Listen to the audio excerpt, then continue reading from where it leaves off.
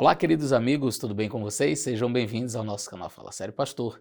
É uma alegria ter vocês aqui em nosso canal e nós tratamos de assuntos teológicos aqui, falamos sobre temas que têm relação com a Bíblia, a Palavra de Deus. Respondemos também questionamentos, perguntas, inclusive você pode mandar a sua pergunta no meu Instagram, que está aparecendo aí embaixo. Aproveita e me segue no Instagram, tá bom?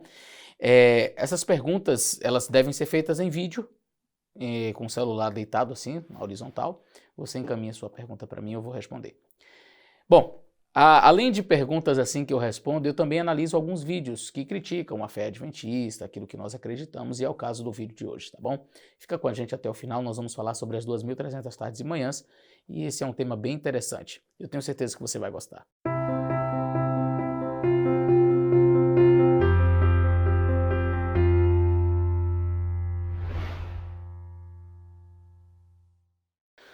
Muito bem, no vídeo de hoje nós vamos analisar um outro vídeo feito pelo professor Jonathan em seu canal, e ele trata da questão das 2.300 tardes e manhãs. Ele vai fazer algumas análises e algumas críticas àquilo que nós adventistas do sétimo dia acreditamos e etc. Ele vai tentar mostrar ali a sua visão acerca do assunto. Então eu vou fazer a partir de agora a análise desse vídeo dele. Vamos lá?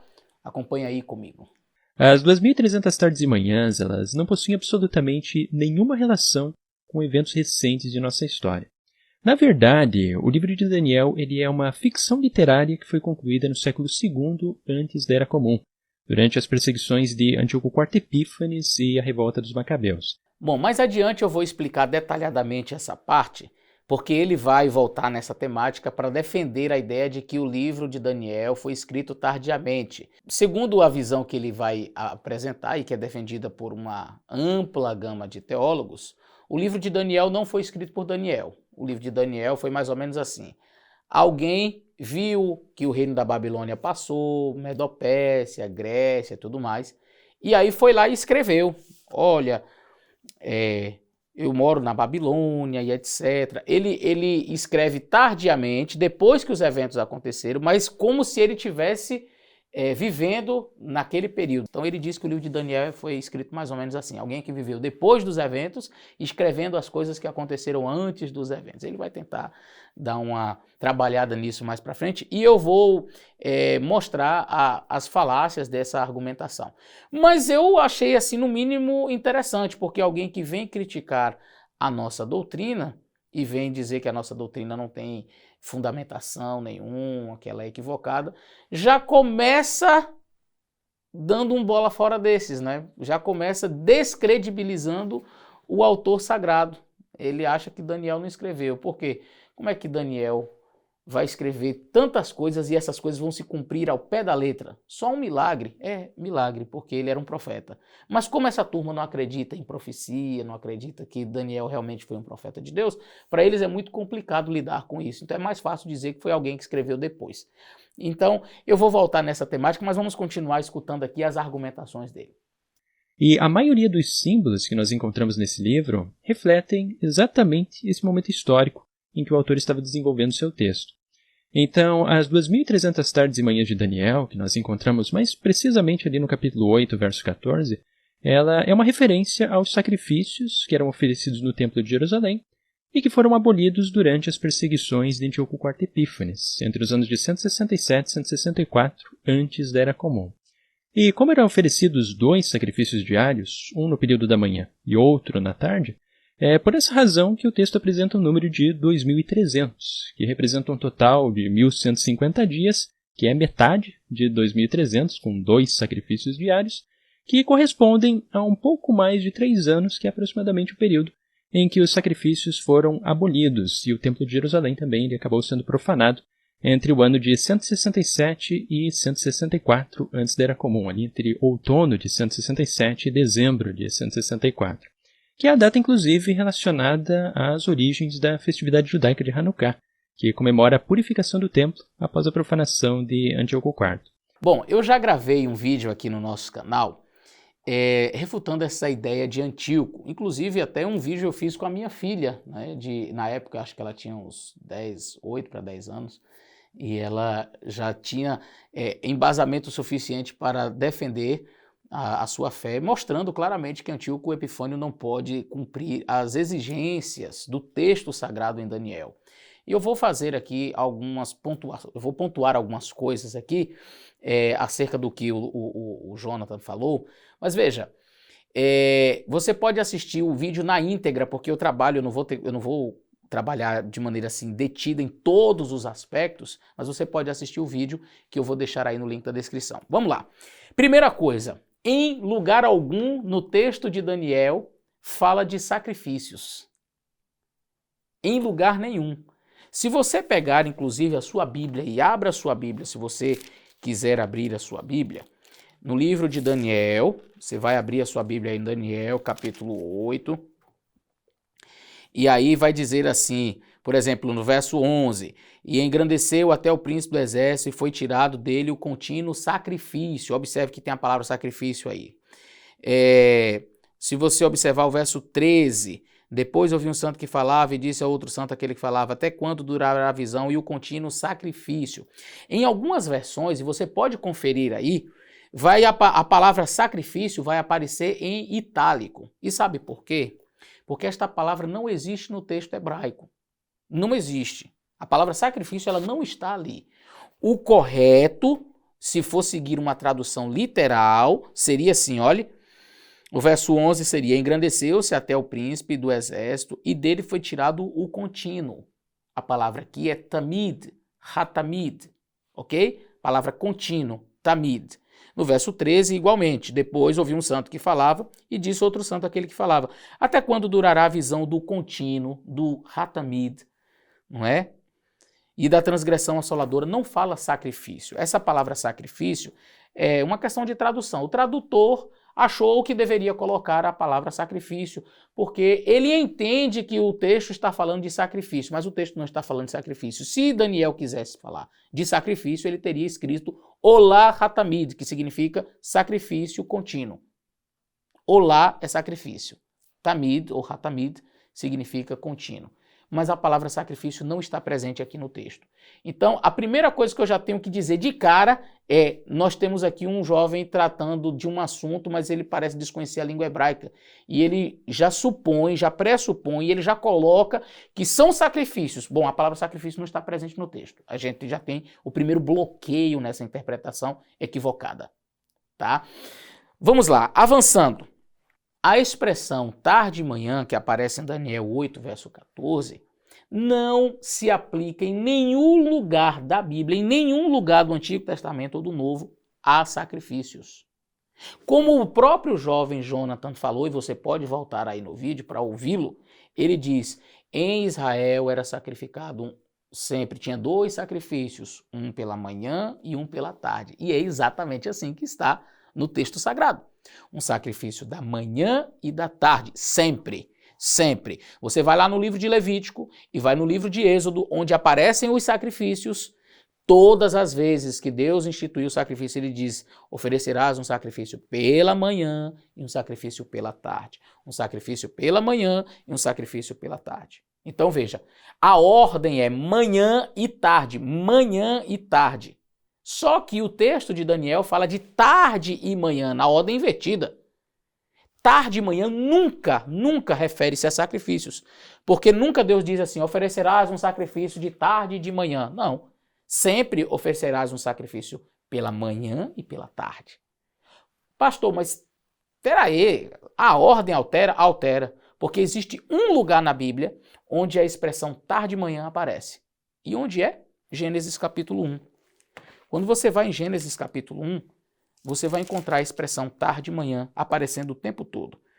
Então você vai aqui no capítulo 1 e o versículo 5, por exemplo, e chamou Deus a luz dia e as trevas chamou noite. E foi tarde e manhã o primeiro dia. Aí você vai no verso 8 e foi tarde e manhã o segundo dia. E aí você vai no terceiro dia e foi tarde e manhã o terceiro dia, no verso 13, e assim vai. Tarde e manhã o primeiro dia, tarde e manhã o segundo dia. Tarde e manhã é uma referência a dias e não a sacrifícios. Daniel não está falando de sacrifícios, Daniel está falando de dias. Daniel não fala de 2.300 sacrifícios, que dividido ao meio daria 1.150. A propósito, não há nenhuma evidência histórica, já que nós estamos falando como historiador, não há nenhuma evidência histórica de que Antíoco Epifânio, conforme ele defende em sua teoria, teria profanado o santuário por 1.150 dias. E eu vou provar isso, é só você ler o livro de Macabeus. Tá? Então veja, aqui os primeiros erros que nós encontramos já na parte introdutória desse vídeo. Ele defende que eram sacrifícios. O texto hebraico não fala de sacrifícios. Ele defende que era um sacrifício de manhã e de tarde, portanto a expressão tarde e manhã seria sacrifícios, mas a expressão tarde e manhã necessariamente no hebraico refere-se a dias e nunca a sacrifícios, nunca. Você pode pegar qualquer judeu e dizer assim, a expressão Erev Boker, tarde e manhã, ela refere-se a quê? E ele vai lhe dizer, a dias.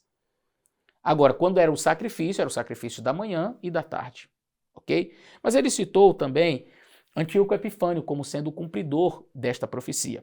E segundo o que ele falou, Antíoco Epifânio teria profanado o santuário isso por 1.150 dias. Veja, a gente vai mostrar aqui que essa data não funciona, mas antes deixa eu falar um pouquinho sobre o Tamid. Porque eu dei ênfase na questão da palavra Tamid, do Hatamid. Porque o contínuo não era apenas o sacrifício. O que era o contínuo? O contínuo eram todas as atividades que o sacerdote realizava diariamente no santuário terrestre. Então veja, o sacerdote ele entrava e ele matava um cordeirinho, passava o sangue nas pontas do altar, ele passava pela pia para se lavar, ele entrava no lugar santo, ele aspergia o sangue nas cortinas, ele entrava com o incensário, apresentava aquele incenso. Então, na Bíblia, se você for lá o livro de Levítico e de Êxodo, você vai ver que Deus chama essas atividades de contínuo. Então, os pães da proposição eram chamados de tamid, o candelabro, não é? A menorá, aceso, aquilo ali era chamado de contínuo, aquelas lâmpadas nunca podiam apagar. O sacerdote entrar com incenso era chamado de contínuo, era tamid. A matança do cordeirinho era chamado de contínuo. Então, resumir aos sacrifícios a expressão tamid é, no mínimo, você usar de má fé com o texto. Então, veja, quando o texto está falando de tamid, o texto está falando de todas as atividades que envolviam o santuário diariamente e não apenas os sacrifícios. Porque Antíoco Epifânio, ele foi lá no altar de sacrifícios, ele matou um porco, fez ali a sua profanação, vamos dizer assim, porque não deixa de ser um ato de profanação, mas ele não derrubou o santuário, ele não destruiu as coisas como Roma fez posteriormente. Nós entendemos que Roma cumpre melhor as prescrições da profecia quando Roma realmente, no ano 70, destrói o templo e queima tudo, acaba com tudo. Então ali ele realmente tirou o tamid. Todo o ritual foi realmente excluído, foi deitado abaixo. Agora vamos ver essa questão da data, quando Antíoco Epifânio realmente teria profanado. Quanto tempo ele passou? Eu quero ler aqui para vocês, olha só. A profanação do templo por Antíoco IV durou 3 anos, dia por dia. Ou seja, o que o livro de Macabeus está querendo dizer aqui é que foram exatos 3 anos. Isso está escrito em 1 Macabeus, capítulo 1, verso 54, 59 e também 4, verso 52. Isso perfaz apenas 1.080 dias do calendário de 360 dias. E assim passa longe dos supostos 1.150 dias, para não falar dos 2.300 dias. Como você pôde observar, de fato, Antíoco Epifânio, ele foi lá, sacrificou um porco no altar, isso fez com que os judeus ficassem revoltados e tudo mais, mas isso durou 3 anos, dia por dia, como diz o texto. Ora, então como é que eu posso entender um período de 1.150 dias? Porque 3 anos dá 1.080 e não 1.150 dias. Esses 1.150 vieram de onde? A gente dividiu os 2.300 por 2, porque eram sacrifícios, etc. Só que aí fica a questão. Você não chega ao número exato. Aí Um rapaz com quem eu conversei sobre este assunto, um dia chegou para mim e ele disse assim, não, mas aí você tem que aproximar. Bom, será que Deus trabalha de forma assim mesmo? Por aproximação, ele daria uma data aproximada? Eu prefiro a interpretação adventista que crava, sabe? A data, tudo certinho, não tem que aproximar nada, não tem que ajustar nada. 2300 tem data inicial e tem data final. Então não tem esse negócio de vamos aproximar aqui para 1150 dias, né? Na verdade deu 1080, ele profanou por 1080, mas vamos dar uma aproximada aqui para 1150, percebe? Então aqui a gente já percebe erro gravíssimo dessa interpretação. Bom, então por que Antíoco não pode ser o cumpridor desta profecia?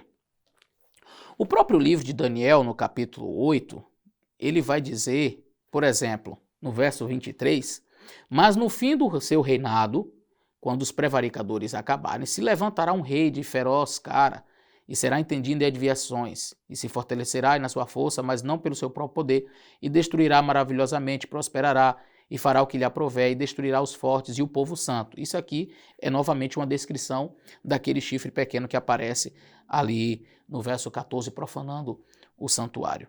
E aí você diz assim, mas peraí, no fim do seu reinado? E aí você vai olhar a dinastia de Antíoco Epifânio, ele era, se não me falha a memória, o 8º rei de uma dinastia de 20. Então ele não estava no final do reinado, porque se o entendimento é de que este chifre que vai profanar o santuário seria um chifre que viesse dos gregos, como é a interpretação corrente, né? Você teria Alexandre o Grande, que seria o chifre maior, o próprio anjo da interpretação, e depois surgem 4 chifres no lugar, sendo eles os 4 generais de Alexandre o Grande, Cassandro, Lisímaco, Ptolomeu e Seleuco, e eles dividem o reino da Grécia em 4. Da dinastia dos Seleucidas é que vem Antíoco Epifânio. Nós não acreditamos que este chifre pequeno, que faz todas essas abominações aqui e profana o santuário, seja um chifre que surge dentro do próprio Império Grego, a saber, Antíoco Epifânio, porque o próprio texto vai dizer que isso aconteceria no fim do reinado, no fim do seu reinado, do reinado deste poder que seria a Grécia, conforme o próprio anjo Gabriel da interpretação. Se vocês quiserem, eu posso ler aqui na íntegra. Vamos ver aqui, olha, a partir do verso 16 diz assim: ouvi a voz de um homem nas margens do rio Lai, o qual gritou e disse: Gabriel, o anjo Gabriel, não é? Dá a entender a este a visão. E aí o anjo Gabriel parte para dar a entender a Daniel a visão. Veio perto de onde eu estava. Vindo ele, fiquei assombrado, caí sobre meu rosto, mas ele me disse: entende, filho do homem, porque esta visão se realizará no tempo do fim. Aqui já tem um problema muito grande com Antíoco, que Antíoco não está no tempo do fim. Antíoco Epifânio lá na Grécia. Vamos continuar. E estando ele falando comigo, caí com meu rosto em terra, adormecido. Ele, pois, me tocou e me fez ficar em pé. E disse: eis que te farei saber o que há de acontecer no último tempo. E aí ele vai continuar dizendo assim, olha, o verso 20. Aquele carneiro que viste com as 2 pontas são os reis da Média e da Pérsia. Então o anjo já está identificando aqui os reinos.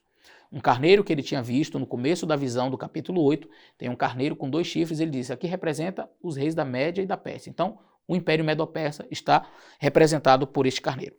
Mas o bode peludo, porque vem um bode peludo com um chifre só e destrói o carneiro. Depois aquele chifre é quebrado e sobem 4 chifres no lugar. E aí depois Daniel vê um outro chifre.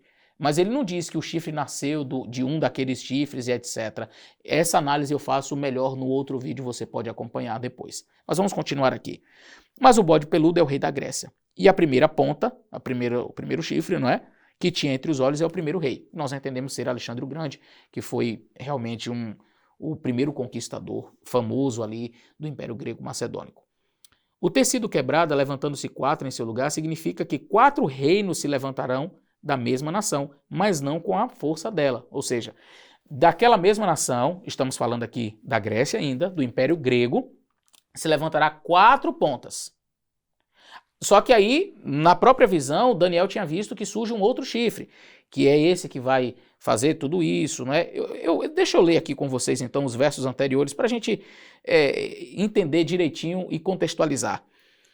O verso 8 diz assim: o bode se engrandeceu de maneira muito grande, mas quando estava na sua maior força, aquela ponta grande foi quebrada, e subiram 4 no lugar, 4 notáveis, para os 4 ventos do céu. E de uma delas saiu uma ponta muito pequena, a qual cresceu para o meio-dia, para o oriente, para a terra formosa. E se engrandeceu até o exército dos céus e tal, e é essa ponta que faz a profanação do santuário. Na língua hebraica tem uma estrutura aqui bem interessante, porque tem um paralelismo muito legal de gênero.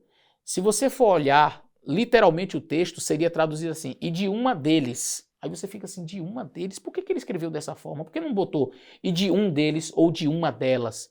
É porque existe um paralelismo, e essa é a forma de se fazer poesia, por exemplo, no texto hebraico. Eles não fazem rimas, não é? O texto não fazia rimas. Então a ideia é que de uma deles, e a referência que nós temos aqui seria de uma dos ventos do céu e não de uma das pontas. Mas um chifre vinha de um dos ventos do céu? Sim, de um dos pontos cardeais. E é isso que representa os ventos do céu, porque o final aqui do verso 8 diz assim: cresceram 4 pontas notáveis para os 4 ventos do céu, ou seja, para os 4 pontos cardeais. E de uma deles, de um dos pontos cardeais, você diz: mas não faz sentido, é muito mais lógico um chifre nascer de um outro chifre do que vir um chifre de um dos pontos cardeais. Só que nós estamos tratando de um tema profético e simbólico. Qual é a lógica, por exemplo, de um chifre ter boca, olhos, falar blasfêmias e fazer guerra contra os santos e até contra o príncipe do exército?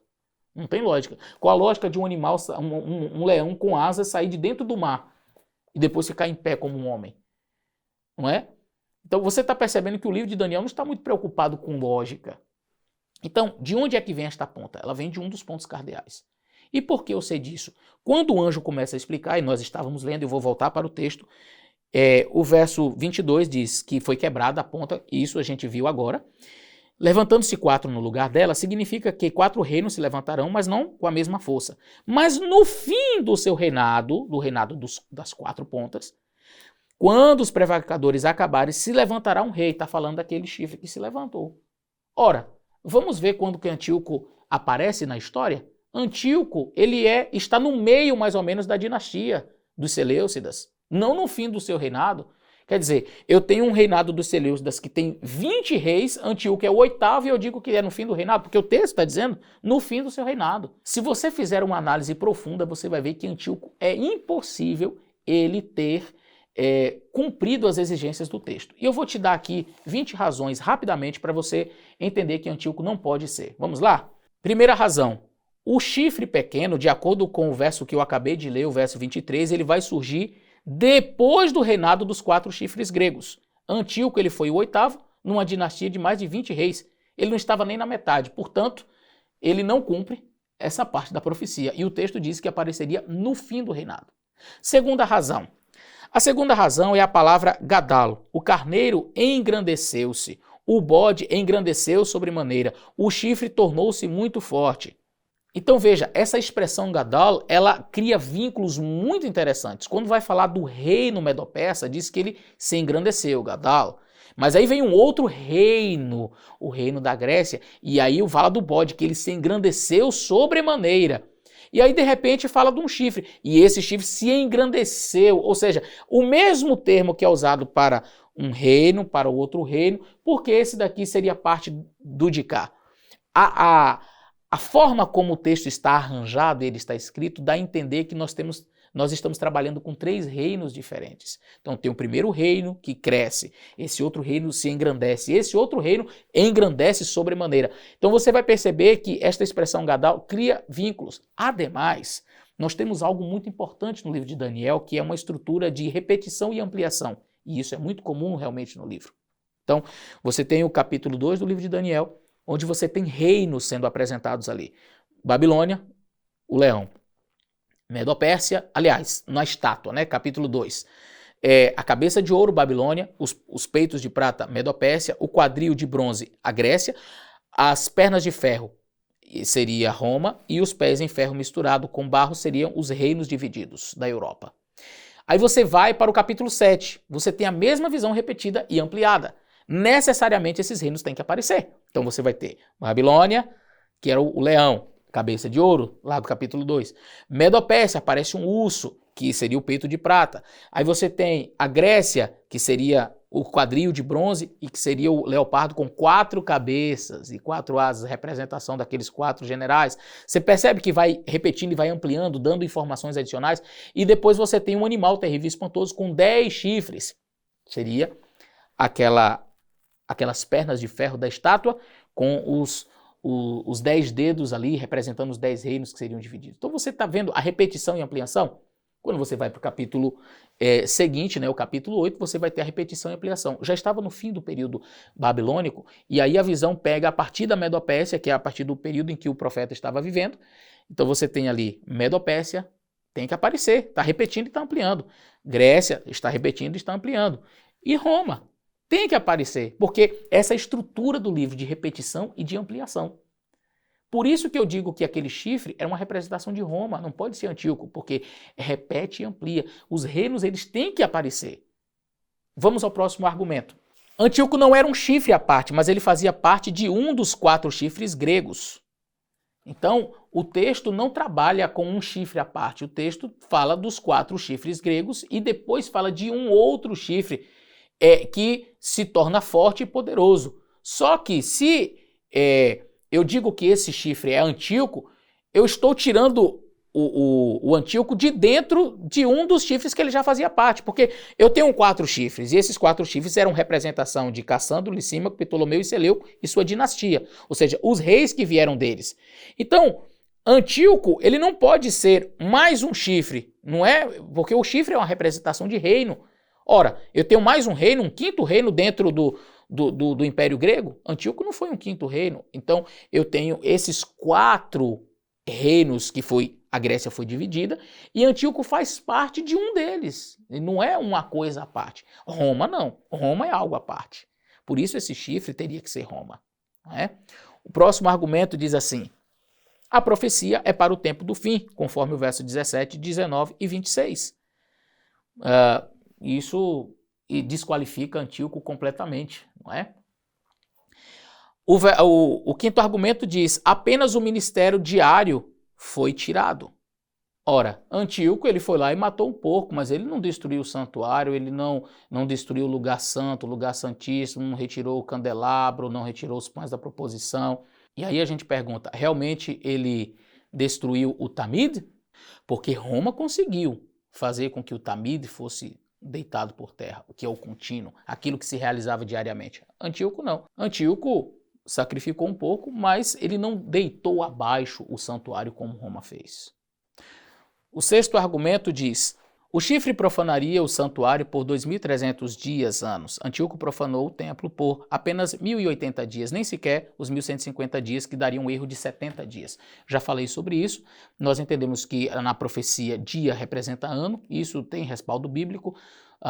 Você vai ver no livro de Ezequiel, também quando Deus fala para o povo de Israel, profeticamente, vocês vão vaguear, eu dei 40 dias para vocês, cada dia sendo um ano, e o povo vagueou no deserto por 40 anos. Então, profeticamente, o dia equivale a um ano, seriam 2.300 anos. O próximo argumento diz: Jesus situou no futuro, e isso é bem interessante. Jesus, quando cita Daniel, capítulo 8, sobre a profanação, a desolação, a assolação desoladora, e ele ainda diz assim, que falou o profeta Daniel, Jesus coloca isso no futuro. Jesus diz assim, quando virdes a abominação da desolação. Ué, mas Antíoco não fez isso lá no passado? Por que Jesus disse quando virdes no futuro? Percebe? O próprio Jesus situa no futuro. A propósito, Jesus ele não enxergava no livro de Daniel como tendo sido escrito, né, depois por alguém. Ele considera a profecia corretamente e entendendo que Daniel realmente existiu, foi um profeta, e Jesus cita o profeta Daniel. O próximo argumento diz: destruiu o templo e o profanou. Antíoco só o profanou. Roma destruiu em 70 Anno Domini e em seu lugar levantou o templo de Júpiter Capitolino em 130 depois de Cristo. Esse argumento é muito interessante quando você vai ao verso 11 e diz assim: se engrandeceu até o príncipe do exército e por ele foi tirado o contínuo, e o lugar do seu santuário, Macon, do seu santuário, foi deitado ou lançado por terra. Então, aqui fala da destruição do templo. Antíoco, ele foi lá e matou um porco. Ele profanou aquele lugar. Não estamos negando isso. Mas o texto diz que o chifre pequeno faria muito mais do que matar um porco ali. Ele deitaria o Macon, a base do seu santuário, derrubaria por terra. Roma fez isso no ano 70. Roma destruiu. Próximo argumento. Antíoco não conseguiu conquistar o sul, o Egito, de modo permanente. Em sua segunda campanha contra o Egito, no ano 168, ele foi obrigado pelo embaixador romano Pupílios Leanos a abandonar o Egito ou sofrer as consequências. Antíoco também empreendeu uma guerra em Elão, no Oriente, porque era para onde também o chifre pequeno deveria ter vitórias. No ano 163 a.C., ele foi frustrado em seus planos e morreu logo após, deixando seu reinado em desordem. Ele também não teve muito êxito em sufocar a revolta dos macabeus na Judéia. Um ano antes de sua morte, os judeus recuperaram Jerusalém, rededicaram o templo e, para todos os efeitos práticos, recuperaram a sua independência. Roma, ao contrário, conquistou o Cartago e o Egito ao sul, anexou toda a Ásia Menor, Síria e Mesopotâmia no Oriente, no ano 65, e colocou a Terra Gloriosa, a Palestina, sob seu domínio. Inclusive, quando Jesus Cristo nasceu, estava vivendo exatamente debaixo do governo romano. Então, Roma, percebe que consegue atender às exigências da profecia? Antíoco não. Olha este outro argumento. Antíoco não se levantou contra o príncipe dos príncipes, como está no verso 11. Ele não era nem vivo quando Jesus nasceu. Já Roma se levantou. O chifre cresceu para o Oriente, mas Antíoco já era do Oriente. Como é que ele vai atacar ele mesmo? Percebe? Que coisa incoerente. O próximo argumento diz, o verso 26 claramente afirma tratar-se de dias e não de sacrifícios. E a visão da tarde e da manhã refere-se a dias muito distantes. Percebeu? Que coisa interessante? Então o próprio anjo Gabriel diz, olha, a visão da tarde e da manhã refere-se a dias distantes ainda. Como é que foi Antíoco se ela referia-se a dias e a pessoa está dizendo, não, refere-se a sacrifícios? Eu fico com o anjo Gabriel. O anjo Gabriel chega e diz assim, a visão da tarde e da manhã refere-se a dias distantes. Aí a pessoa chega e diz assim, a visão da tarde e da manhã refere-se a sacrifícios. Com quem você fica? Eu fico com o anjo Gabriel. Se a pessoa prefere ficar com outro, aí cada um faz a sua escolha. Né? Não há referência em todo o cano veterotestamentário e também neotestamentário que associe os termos tarde e manhã com holocaustos, mas sempre na ordem inversa, manhã e tarde. A expressão, aquilo que eu já expliquei sobre a expressão tarde e manhã e tarde. Paulo Kordec, um dos maiores hemerologistas conhecidos em sua incontestável autoridade, ele afirma o seguinte, no calendário judaico havia 6 espécies de anos, quanto ao número de dias. Né? Havia os anos comuns de 12 meses, regulares de 354 dias, você tinha os anos chamados abundantes, com 355 dias, os que eram chamados defectivos, 356 dias, e os anos embolísticos, de 13 meses, com 384, 385 e 386 dias. Ora, se o pretendido período em que perdurou a profanação do templo fosse de anos regulares, nós teríamos 1062 dias. Se fosse dos anos abundantes, 1065.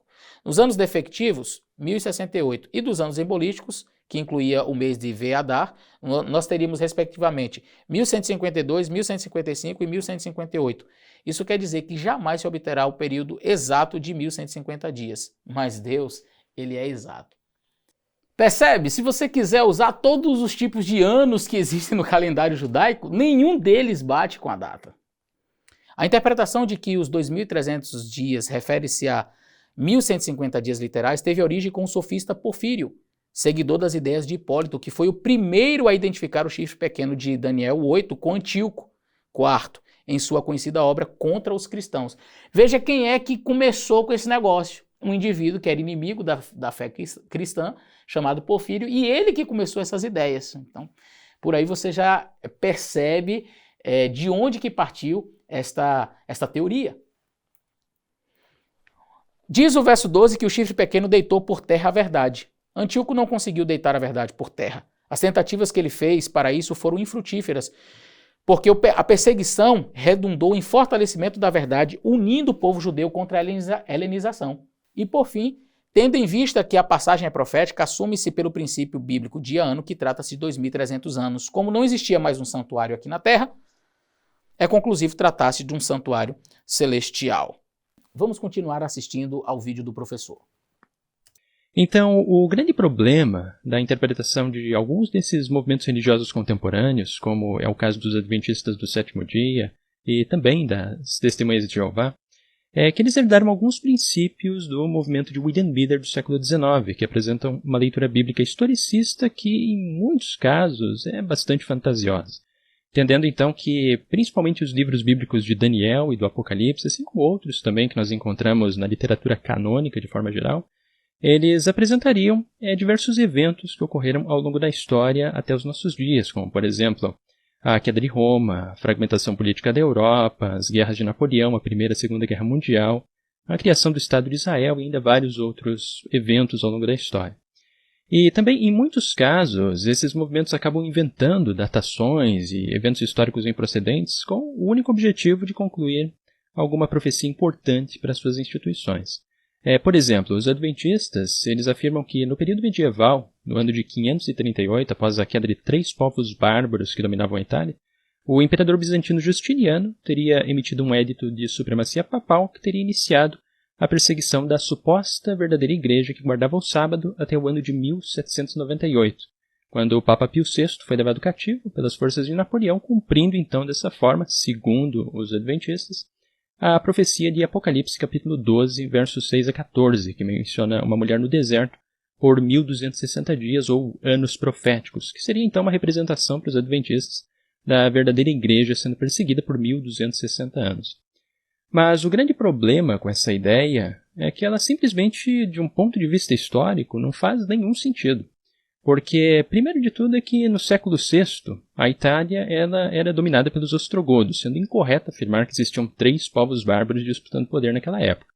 Segundo, também porque a batalha de Justiniano contra os ostrogodos ela só foi finalizada no ano de 552, e não em 538. E também porque Justiniano jamais emitiu qualquer édito de supremacia papal no ano de 538. Essa data ela é totalmente inventada, justamente para se encaixar com o ano de 1798, e fechar com os 1260 anos proféticos, que é a ideia dos adventistas. Bom, pessoal, eu fiquei um pouco impressionado quando eu assisti essa parte do vídeo, porque eu entrei no canal do rapaz e vi que na descrição lá ele coloca como sendo um historiador. Né? Então eu esperava de um historiador pelo menos um conhecimento mais profundo acerca de determinados assuntos históricos. E o que ele fala não ter apoio histórico algum, não é bem assim não. Tá?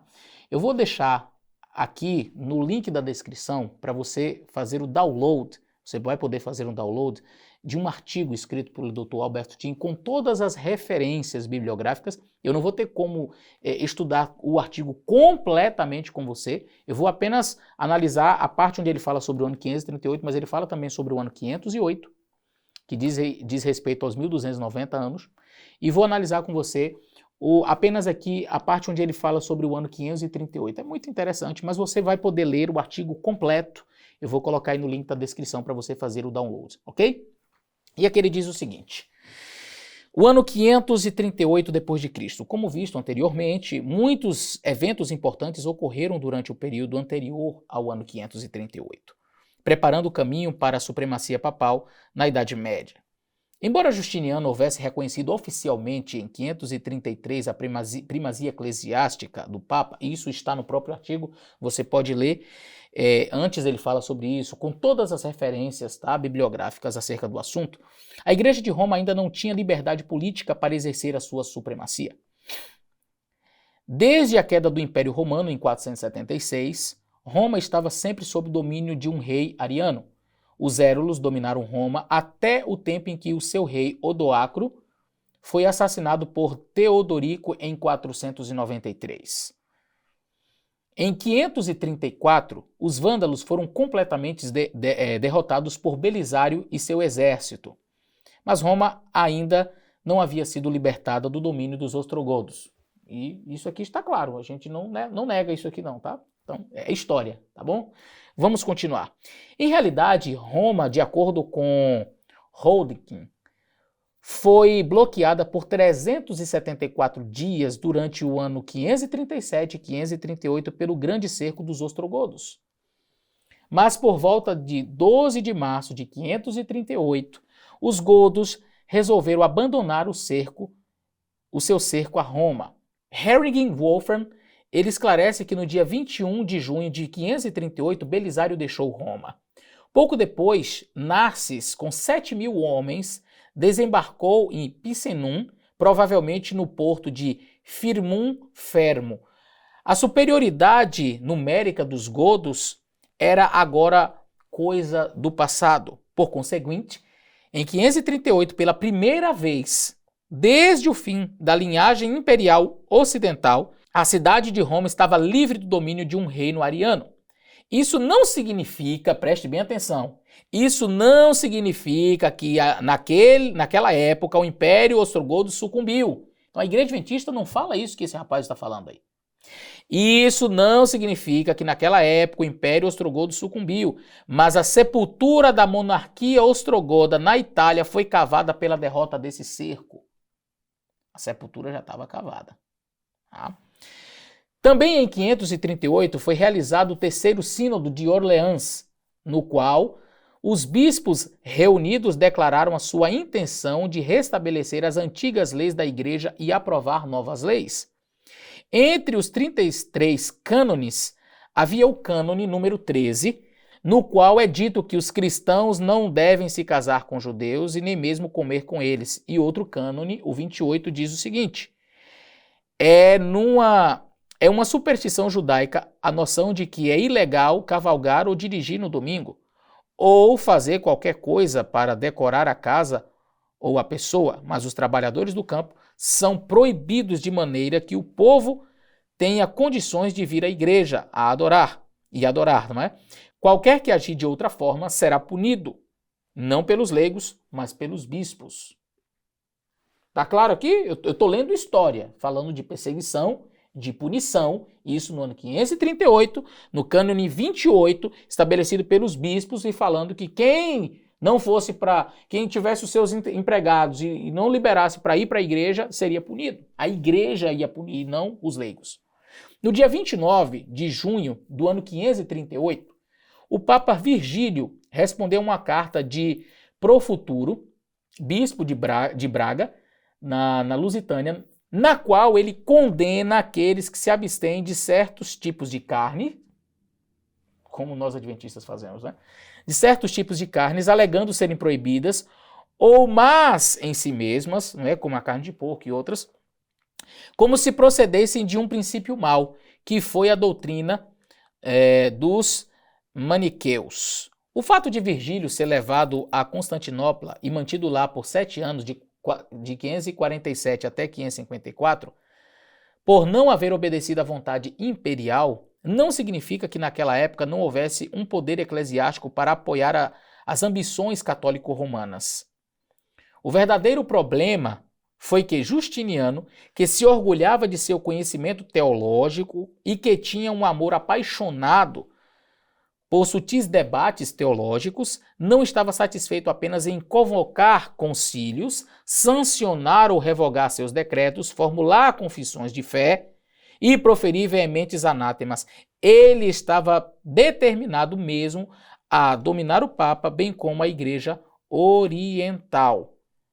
De acordo com Beaumont e Monod, à medida em que o bispo de Roma estava se tornando, desta maneira, o primata indiscutível da Itália e exercendo uma função de liderança da Igreja Universal, ele começou a se envolver em questões temporais, não apenas em Roma, mas também no Império, e mesmo entre os reinos bárbaros.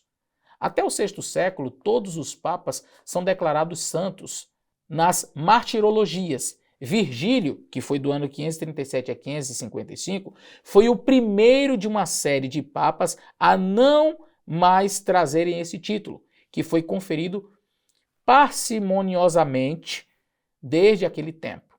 Dessa época em diante, os papas cada vez mais envolvidos em assuntos temporais não pertenciam apenas à igreja. Eles são homens do Estado e então governantes do Estado. Platt e Drummond declaram que poucos imperadores de Roma, da Roma Antiga, não é, tiveram tanto poder como o Papa durante a Idade Média. O artigo estará completo para você poder conferir, ler, mas a gente percebe que as informações trazidas por esse rapaz, elas não batem com realmente o que houve na história. A gente vai perceber que o embasamento que a Igreja Adventista tem não é assim, pelo que ele colocou, foi mais ou menos assim, a gente achou a data em que o Papa Pio VI foi preso a mando de Napoleão Bonaparte por Gal Berthier, o general Berthier, e aí a gente acha assim, vamos ver, aqui terminou o período de supremacia papal, vamos contar 1260 anos para trás, 538. Vamos inventar aqui alguma data? Vamos inventar alguma coisa aqui em 538 para fechar com a nossa interpretação. A Igreja Adventista é uma igreja séria, a gente não trabalha desse jeito, a gente não cria datas como o rapaz tentou sugerir. Existe apoio histórico para o que aconteceu. Você pode conferir, leia o artigo completo. Eu acredito que vai ser bem instrutivo para aqueles que realmente querem se aprofundar neste assunto. A Bíblia fala, e não é apenas no livro de Apocalipse, o livro de Daniel também fala de 1260 anos. Ali fala sobre os 42 meses, que dá 1260 anos de perseguição. Fala também sobre tempos, metade de um tempo, que dá 3 anos e meio, 1260 anos. Ou seja, ali o texto ele é repetido exaustivamente para mostrar que haveria um período de perseguição, sim, e nunca houve na história da igreja um período de tanta perseguição como foi durante a Idade Média, o período de supremacia papal. E esse período realmente termina em 1798, quando o Papa é preso. E com esta prisão do Papa, no mesmo período ali, a gente vai perceber a ascensão do Iluminismo, a Revolução Francesa e tudo mais, a deusa da razão ocupando o centro e a igreja perdendo o espaço. Então, isso é bíblico, isso é profético. Tá? Vamos continuar ouvindo o vídeo. Ainda outro problema histórico também é que o Papa mantinha um poder relativamente limitado, porque ele perdeu a sua influência ainda no século V, quando as igrejas orientais nestorianas elas se separaram de Roma. Mais tarde também, ele perdeu influência no Império Bizantino e no cristianismo ortodoxo após o cisma de 1054. Ele também perdeu influência com a ascensão da religião islâmica, com a reforma protestante, com a igreja anglicana da Inglaterra, que se separou de Roma, além de vários outros eventos políticos ao longo da história. Então, a ideia de que o papado foi uma poderosa força mundial que perseguiu supostos cristãos que guardavam o sábado desde o ano de 538 até 1798 é uma ideia que historicamente não faz nenhum sentido. Além de várias outras interpretações que são, muitas delas contrárias à Igreja Católica, que afirmam algumas coisas bastante fantasiosas, como por exemplo, afirmar que o chifre pequeno de Daniel capítulo 7 e também o número 666 de Apocalipse seria uma representação do papado, que é uma ideia bastante estapafúrdia, não faz sentido nenhum em uma perspectiva histórica, além de também não fazer sentido nenhum com o significado original do que esses textos querem dizer. Bom, eu li aqui um historiador falando que nunca na história... Eu quero ler novamente, deixa eu ler novamente aqui com vocês, tá? Platt e Drummond declararam que poucos imperadores de Roma, da Roma Antiga, tiveram tanto poder como o Papa durante a Idade Média. Não é a de Igreja Adventista falando, não. Isso aqui são historiadores, Platt e Drummond. Outro historiador, Beaumont e Monod, fala sobre a ascensão, conforme eu li aqui, dos papas. Não é? Sobre essa questão dos 666, já tem outros vídeos aqui, mas essa também não é interpretação adventista. Se você for olhar Martinho Lutero, desde os reformadores protestantes, você vai perceber que essa não é uma visão exclusiva da Igreja Adventista. A visão de identificação do papado como a besta do Apocalipse não é uma exclusividade da Igreja Adventista do sétimo dia. É só você dar uma pesquisada na Reforma Protestante, você vai descobrir que muitos já lá atrás já falavam e nunca foram adventistas do sétimo dia, tá bom? Vamos continuar.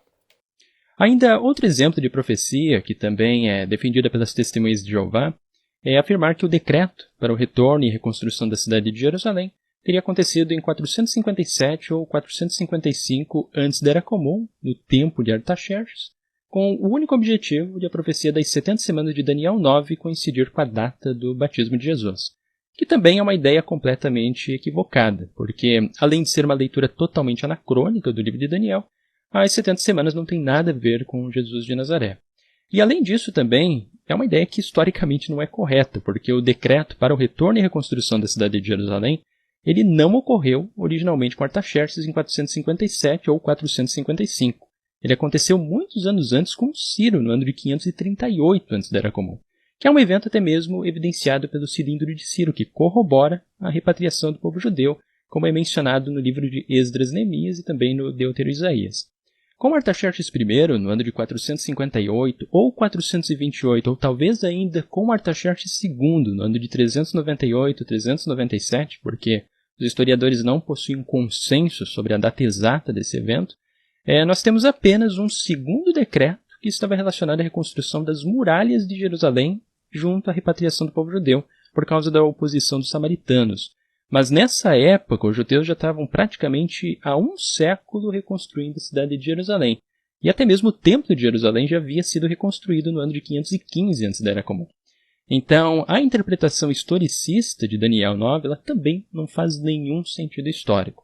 Ela é bastante fantasiosa com o objetivo de fechar alguma profecia que para ambas as instituições é importante, mas que de uma perspectiva histórica e também até mesmo literária, o livro de Daniel não faz sentido nenhum. Bom, aqui nós temos uma parte que me agrada muito, porque foi o tema da minha tese de mestrado, falar sobre Daniel, capítulo 9, versos 24 a 27. Eu me detive ali particularmente no verso 25, então eu me sinto bem confortável em falar deste assunto. O que o jovem apenas esqueceu de mencionar é que não houve apenas um decreto. É só ler o livro de Esdras e Neemias e você vai perceber que houve 3 decretos. Tá? Decreto dado por Ciro, decreto dado por Dario e decreto também dado por Artaxerxes. A profecia, entretanto, de Daniel 9 não falava apenas da reconstrução do templo, mas falava da reconstrução da cidade e do templo. Então, eram as duas coisas juntas. Você vai perceber que houve alguns decretos, sim, para a reconstrução do templo de Jerusalém, mas você vai perceber que o decreto de Artaxerxes, que foi o último a ser emitido no ano 457/456, este decreto de Artaxerxes cumpre exatamente o que está escrito em Daniel, capítulo 9, verso 25, que diz: sabe e entende desde a saída da ordem para restaurar e edificar Jerusalém até o Messias o Príncipe, 7 semanas e 62 semanas. As ruas e as tranqueiras se reedificarão. Então, a profecia das 70 semanas fala de uma reconstrução da cidade, dos muros, de tudo.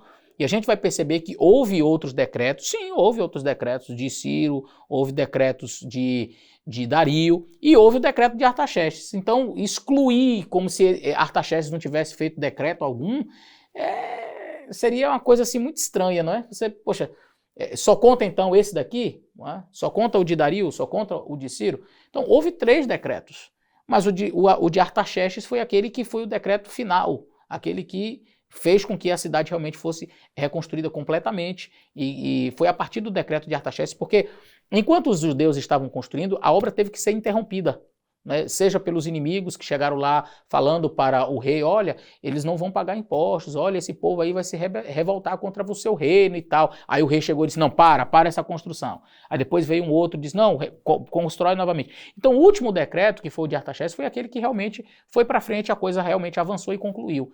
A reconstrução dos muros e do templo e tudo realmente chegou ao seu final. Então é importante conhecer a história e dar uma lida, né? Dar uma lida, quem sabe, no livro de Esdras, Neemias, a gente perceber que não foi apenas um decreto, que foram 3 decretos, e que realmente o decreto de Artaxerxes, na data que ninguém inventou, 457, /56, vai realmente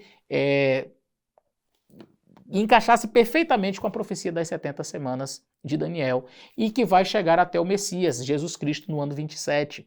E isso é profético. E isso mostra que a profecia era real. A profecia se cumpriu ao pé da letra. Agora, teve um inimigo da igreja, e esse se inscreveu pós-eventum, tá? O que acontece? Ele olha para a profecia de Daniel, vê que se cumpriu ao pé da letra tudo, e ele faz uma obra. E o nome do título do livro dele: Contra os Cristãos. Porfírio. E nesta obra, ele vai então desqualificar as profecias de Daniel, dizer que Daniel veio depois e que ali era antigo, que não tem, as 70 semanas nada tem que ver com Jesus. Percebe? Mas é porque o indivíduo que era contra os cristãos, claro. Assim é muito fácil, né? Mas vamos ver a última parte do vídeo? Agora, especificamente sobre o livro de Daniel, o consenso acadêmico entre os historiadores é que ele foi concluído apenas no século II antes da Era Comum, e não no século VI, como afirmam os fundamentalistas. Porque no texto de Daniel nós encontramos algumas palavras gregas que pertencem somente ao período helenístico. Além disso também, ele é um livro que foi aceito no cânon hebraico apenas tardiamente, após o Conjunto dos Profetas, sendo um dos últimos livros que foram canonizados. Também não existem referências externas que sejam anteriores aos oráculos sibilinos, que foram desenvolvidos por volta do ano 140 antes da Era Comum, e também ao primeiro livro dos Macabeus, que foi desenvolvido por volta do ano 100 antes da Era Comum.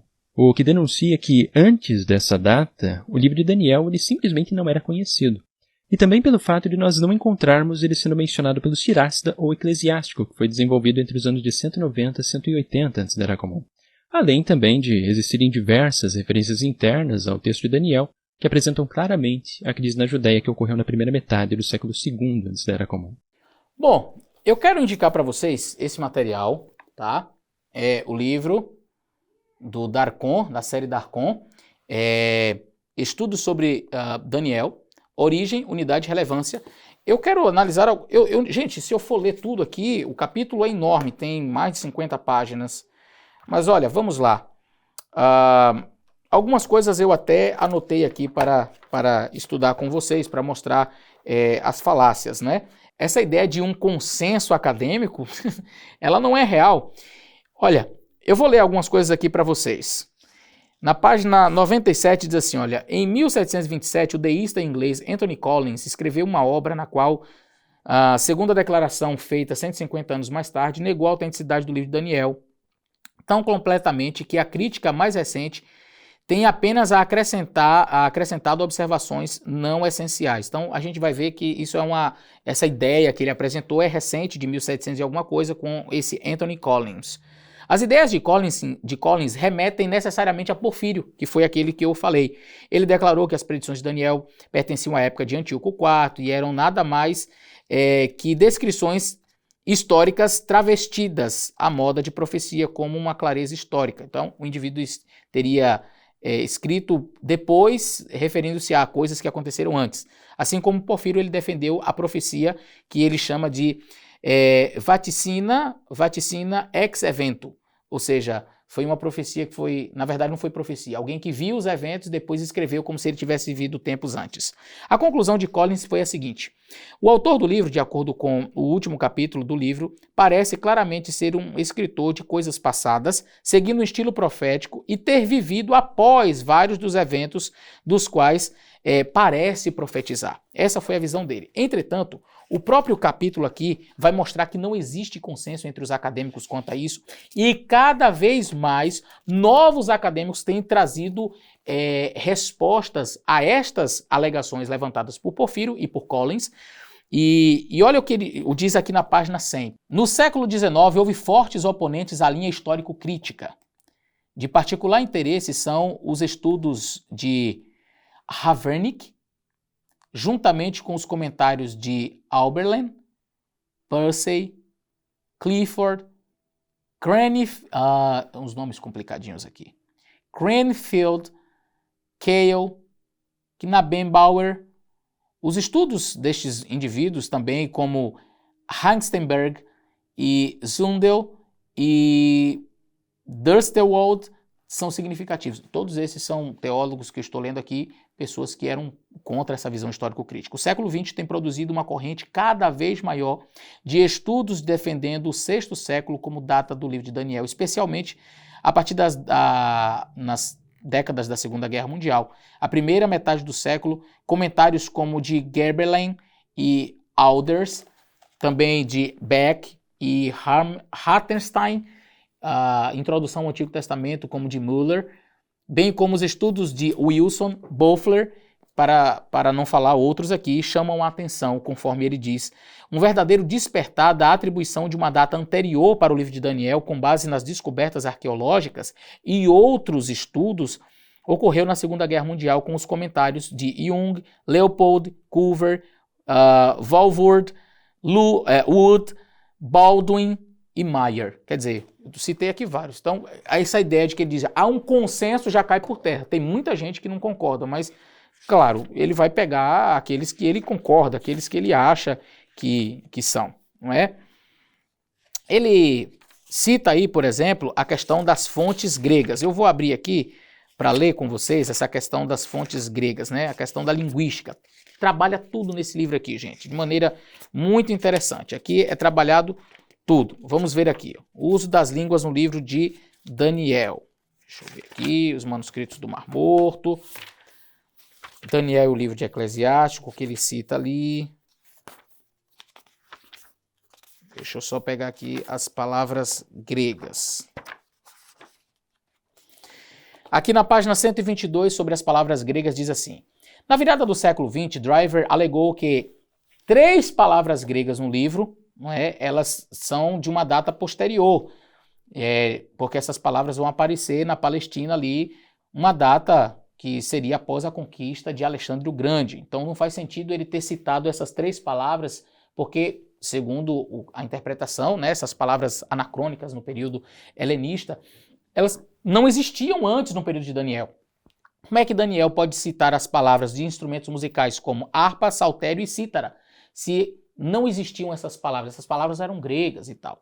Mas veja o que diz aqui o texto. A fraqueza deste argumento de Driver foi identificada por Montgomery, e ele diz o seguinte: a refutação parece evidência em favor de uma data posterior e está em enfatizar as potencialidades da influência grega no Oriente do VI século em diante. Você achar que a influência grega só acontece a partir do II século e achar que lá no VI século não havia certa influência. Assim, o renomado orientalista Albright demonstrou há várias décadas que a cultura grega de fato penetrou o Antigo Oriente Próximo, ou Antigo Oriente Médio, muito antes do período neobabilônico. Mais recentemente, os estudos detalhados de Yamalchi, ou Yamalchi, eu não sei a pronúncia correta, proveram evidência esmagadora de que esse tipo de influência grega na Babilônia de fato existiu. Então, 3 palavrinhas gregas que aparecem não necessariamente remete, então, porque aparecem 3 palavras gregas no livro de Daniel, então o livro tem que ser escrito depois. Não. Já havia comprovadamente por várias pessoas a influência grega no período ali neobabilônico. Ele foi aceito como cânon tardiamente. Bom, esses argumentos para uma data posterior para o livro de Daniel, em razão de ter sido colocado no cânon tardiamente, da sua localização no cânon palestino, não são convincentes. Página 139, e diz assim, olha, primeiro, há evidências no período pré-cristão de que Daniel era chamado de profeta e considerado no mesmo nível de outros profetas, segundo o próprio Joséfo e também Qumran, e também o Novo Testamento, Jesus, né? Segundo o pesquisador Wilson, sobre as listas hebraicas, aramaicas e gregas do cânon, indica que elas colocam invariavelmente Daniel entre os profetas. Isso demonstra que Daniel pertencia aos profetas, mesmo no cânon hebraico. Aparentemente, num período pós-cristão, no II século, o livro de Daniel foi retirado da divisão dos profetas para os escritos. E aí tem as referências bibliográficas. Para ser preciso, a mais antiga testemunha de que o livro de Daniel está colocado na 3ª divisão do cânon é a obra babilônico-judaica Baba Batra, do II século depois de Cristo. Fontes rabínicas da Palestina consideram Daniel parte da 2ª divisão do cânon, ou seja, entre os profetas. Então, as evidências mais antigas colocam Daniel entre a parte dos profetas e não entre os escritos. Depois do II século, bem curioso, né? Logo após Porfírio e as ideias dele ali, é que a gente vai perceber a tentativa de colocar o livro de Daniel entre os escritos e não entre os profetas. Então, segundo argumento aí também, não foi. Então, os historiadores concluem que o livro de Daniel ele foi desenvolvido, na verdade, por um autor anônimo, se passando falsamente pelo herói bíblico Daniel, que é mencionado no livro de Ezequiel, no capítulo 14, versos 14 e 20, e também no capítulo 28, verso 3, que remonta a uma tradição ainda anterior que nós encontramos em alguns textos mitológicos fenícios de Ugarit, na tentativa de escrever profecias que estariam predizendo os tempos do fim, que era justamente o tempo que o autor acreditava estar vivendo, de forma muito semelhante também a Jesus de Nazaré, que também acreditava estar vivendo nos últimos tempos, assim como era a crença de muitos e muitos outros judeus daquela época, como é o caso, por exemplo, do próprio apóstolo Paulo, já no cristianismo. Bom, o rapaz resolveu agora criticar Jesus de Nazaré, o apóstolo Paulo. Enquanto ele estava só criticando Daniel, já estava ruim, mas agora que ele resolveu se tornar crítico de Jesus de Nazaré e do apóstolo Paulo, eu acho que já dá para a gente terminar o vídeo por aqui. Eu poderia ler vários outros materiais. Ele falou sobre os oráculos sibilinos, aqui nesse livro fala sobre isso. Ele fala sobre a questão, deixa eu passar aqui, sobre o livro de Eclesiastes. Ah, porque o livro de Daniel não é citado. Sim, mas tem vários outros livros que também não são citados e estão na Bíblia, e nem por isso deixam de fazer parte do cânon. Existem vários argumentozinhos assim que você vai olhando e diz, gente, não se sustentam. Eu aconselho você a dar uma lida no capítulo estabelecendo uma data para o livro de Daniel, escrito aqui ó, neste material fantástico, riquíssimo. Então, fica aí, mais uma resposta. A gente vai perceber que a nossa fé, ela tem base, ela é sólida. Nós, adventistas do sétimo dia, não acreditamos por acreditar. Nós acreditamos com base histórica. Nós somos um povo que olha com seriedade para as escrituras sagradas. Eu espero que esse vídeo tenha ajudado você. Um grande abraço e até o nosso próximo vídeo.